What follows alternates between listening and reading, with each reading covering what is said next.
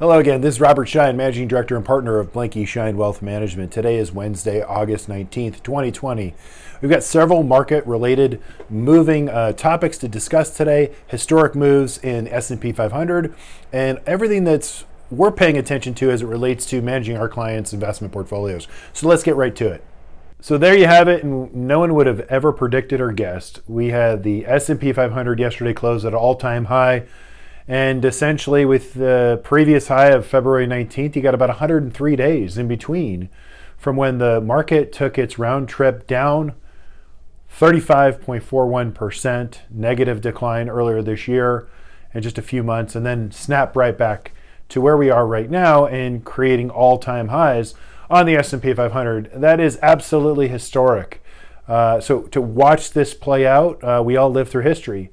Obviously this has been a wild ride this year. We continue to see volatility on a go-forward basis. That would be very expected, if you will. We anticipate that. And let's take a look at the market itself right here to see this is the S&P 500, February 19th. We had a 33.94 and we just closed above that. The question is, what is the trend right now? Well, the trend's our friend. I keep saying that.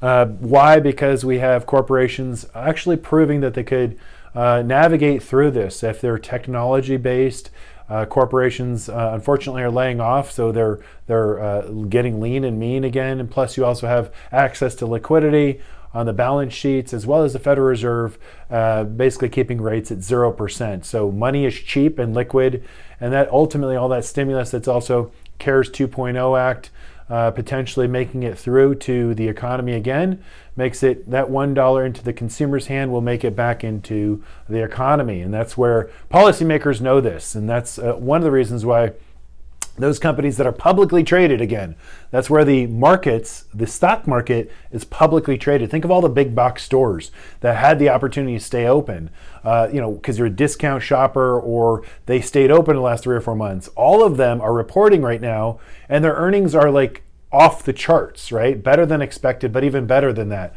Why? Because the S&P 500 companies, those bigger Goliath companies got bigger because they had an unfair advantage. The small business, the mom and pop shop was told to stop what you're doing and close your business. You can't reopen. But then the bigger businesses that are publicly traded had the opportunity to stay open. And who knew? You could still go there to a home improvement store or sort of a low-cost provider and get whatever you needed from a grocery store standpoint. And they stayed open. And ultimately, it was an unfair advantage. Why do we know this? It's because their earnings are coming out and they're crushing it. We had another one last night, and they just crushed it. I mean, these numbers are incredible. That's translating into the earnings are there. It's better than expected.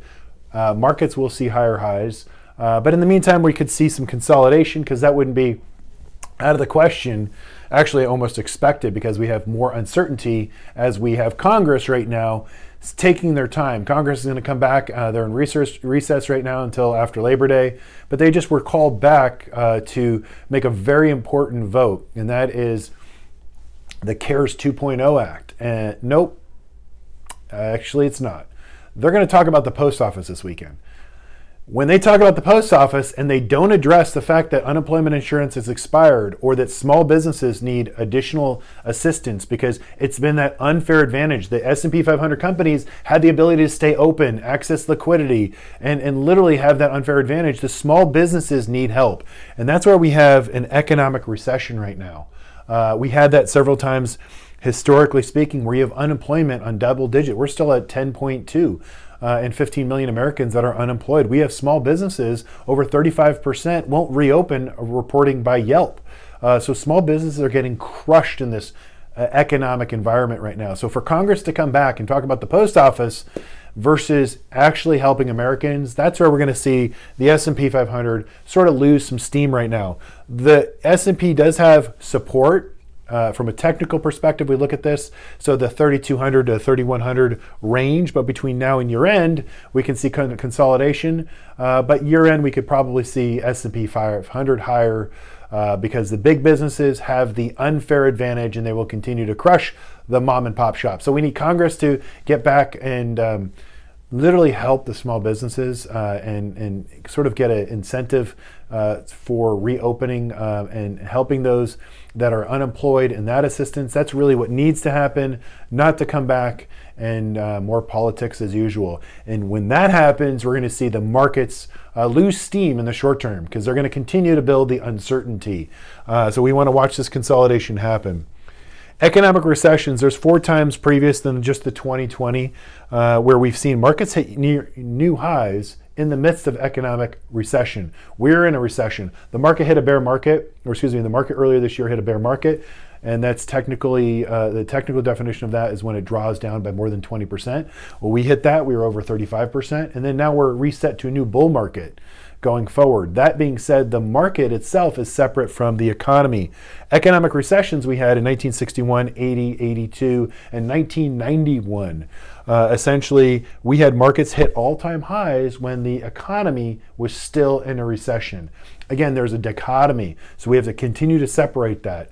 Again, it's the Goliath effect, the unfair advantage, size matters. These corporations were allowed to stay open. They had access to the public markets. You couldn't get Corona in there apparently, but you could get Corona everywhere else. So apparently these businesses, one of the reasons why S&P 500 will continue to rise on a go-forward basis, and the trend is our friend. We see the uncertainty and consolidation for sure in the short term, but that's just an opportunity for a long-term value play for us to add to the portfolio. So that's your update for today on the 103 days that no one would have guessed. It's the shortest bear market in history. A skinny deal, there is the talk of a skinny deal in Congress. Maybe they might eke out something in a $500 billion versus $1 trillion. Who knows if they work together to get that done. Again, that's going to cause this consolidation to happen in the S&P 500. And also the inflation target. The market sort of pulled back today as soon as the Federal Reserve talked about sort of the go-forward basis and their concern about economic recession on sort of the mom and pops across the United States, as well as unemployment. So that's going to be continuing to wear on us as we see the economy play out. In the meantime, we're going to see what Congress can do for helping small businesses. And the only thing I would suggest for everyone here is to shop local. The big businesses, they'll be fine. But if you shop local and support your local restaurants that are struggling, do that often and do that as many times as you can because they need it. I know we all love to see them continue to stay open and survive, and that's how we're all in this together. So shop local and stay local and support the local businesses because they need it most. Thanks for watching today, and we'll see you next time.